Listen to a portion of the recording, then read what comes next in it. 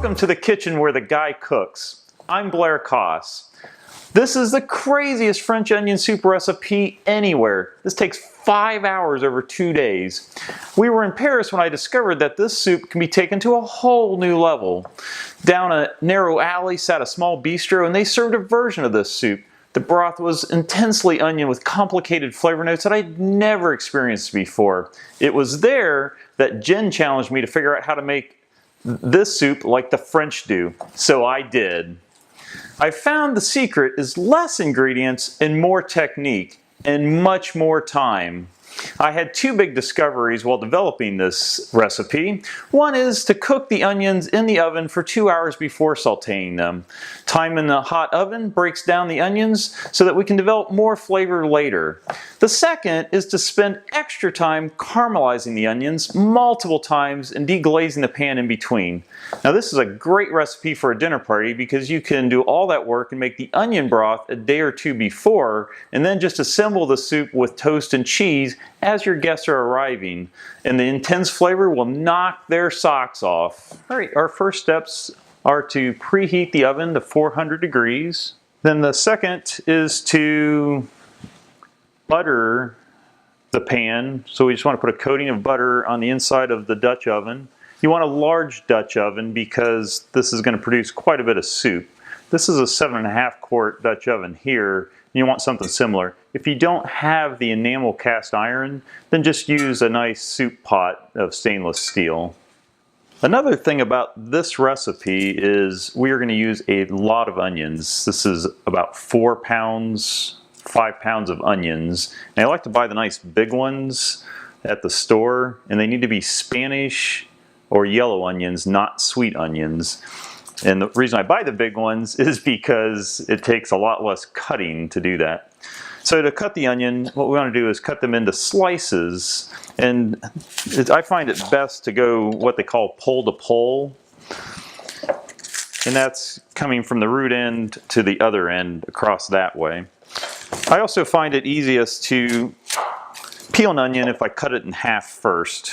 I want to take off the little root section so the slices don't stick together. And then it's just a simple, 1/8 of an inch, 1/4 of an inch slicing. Have all the onions cut up in the pot. You can see it fills most of the pot. Now we'll add 1 teaspoon of regular table salt and 3 tablespoons of butter. I'm going to stir that salt in just a little bit. These onions will cook down and it'll all meld together in a few hours. Place the lid on it and we're going to leave it just a little bit ajar. And then put it into a 400-degree oven. Kind of the middle section of the oven.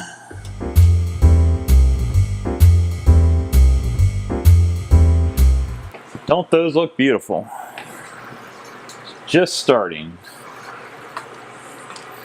Someday we're going to learn to use our left hand in these videos. But you can see that they've cooked down by 3/4. There's still quite a bit of moisture in the pot that shows up. The onions have been sweating in that hot oven. And now we're going to boil off that moisture for about 15 minutes, I usually find, and then it'll start to brown, creating a beautiful, tasty fond. Some good browning at the bottom of the pot. That's just beautiful fond right there. And it is time to do our first deglazing with about 1/3 of a cup of water. Pour that on there. And that's going to soak up all that beautiful browning. Again, you saw that it was a nice brown mahogany. It wasn't black. And that's the trick, is find the balance with this recipe. Keep an eye on the heat. But that will lift, that little bit of water will lift all of that fond buildup on the bottom of the pot. And this will take about 5 to 7 minutes depending on how hot you have the stove. Again, you want to avoid it burning. It's been 7 minutes since the last deglazing, and we have beautiful mahogany fond building again on the bottom. Taking another, about a third of a cup of water in there. Then another about 5 minutes. One thing that I noticed with this recipe is that when you cook the onions in the oven and then do this, glazing, deglazing on the pan multiple times, is that they go a lot quicker. Whereas if you just sauteed onions fresh, they take about 30 minutes to get any kind of serious browning. Where these, you can see, are getting just beautiful mahogany browning. And you can see how nice and dark brown the onions have become. So this is our third and final time of deglazing the pan, and we're going to use 1/2 cup of dry sherry cooking wine, and that just adds this wonderful rich flavor to the soup, and it does a wonderful job deglazing the pan. All right, we've deglazed the pan, the bottom's nice and clear, all that brown fond is now mixed into the onions. It's time to add 1 tablespoon of flour. That's going to thicken the broth up just a little bit because we're using some chicken stock and water in addition to beef broth. And we want to make sure that the flour gets completely wetted and absorbed and just a little bit of cooked. We don't want the uncooked flour flavor into the soup. Okay, it's 2 minutes. All the flour is cooked nicely. Adding 4 cups beef stock,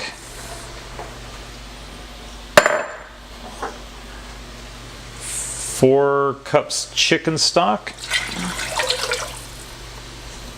cup water. We don't want this to be overpowering of any of the stocks or broths. We want the onion flavor to come through. In addition to that, we're adding about 5 or 6 stems of fresh thyme and 2 nice bay leaves.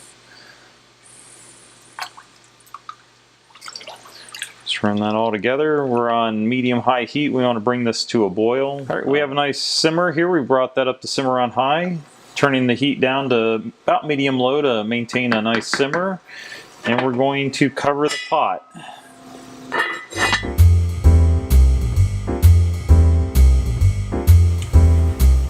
30 minutes of medium simmering, and the broth has absorbed all that wonderful onion flavor that we created earlier. Now it's just time to take out the bay leaves and the thyme. Then you can refrigerate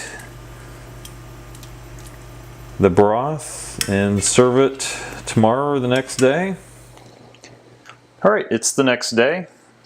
Reheated some of the soup in a different pot here, as you can see. Nice slow warm up. It's nice and bubbly hot now. Going to spoon this into oven safe bowls. Then we have the toasted baguette that I made up yesterday right after the onions came out of the oven, 400 degrees for about 10-12 minutes. Then here's a little secret I've learned. I'm using freshly grated Gruyere, but I'm starting with a couple of small slices of Swiss, and I like to do that because then it lets the cheese kind of run over the bowl, which Jen doesn't like to clean up, but she does like the taste of it. And then, if you're doing this for a dinner party, you put all this labor into it, take the extra 3 minutes to grate up the fresh Gruyere cheese just before you do this. It does make a difference. It's so brown and tastes so much nicer. Okay, these are going to go into the broiler that's been preheating on high, and we want the top of the soup and the cheese to be just 2 inches or so from those broiler elements. And this is only going to take maybe 4 minutes or so, and I like to set the timer. All right, it's been a little over 5 minutes, and the soup is ready to come out.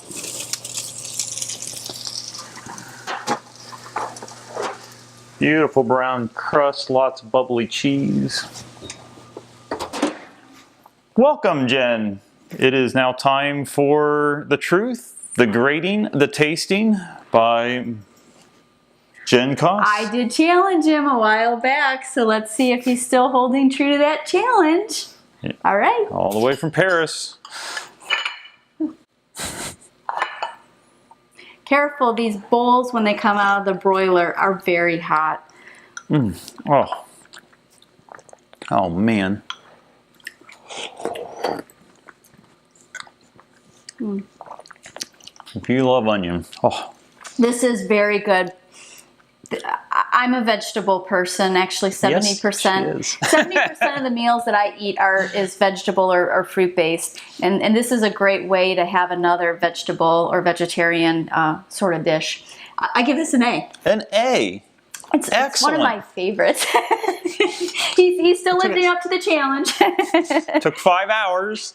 It does. And also, when you're cooking this, open windows in your house. It will stink up the house. I'm just being real. It will stink up the house, but it is so worth it. It is so worth it. Yeah, but it's a day later and it still smells heavy onionly in here. Yeah, and that is also why you want to do it the day before as well, as you're going to want your house to air out before you do a dinner party. So. Yeah, that's true. Although, you know, your guests will be impressed. They will be. They will be very good. Awesome. Well, thank you very much. I'd love to hear from viewers. Please leave a comment on YouTube or my website. You can get this complete recipe at theguycooks.com. There are many other recipes there as well. There's no advertising, pop-ups, or other annoying distractions. Now, thank you for watching. I wish you good health, great cooking, and a memorable meal. Thanks, everybody.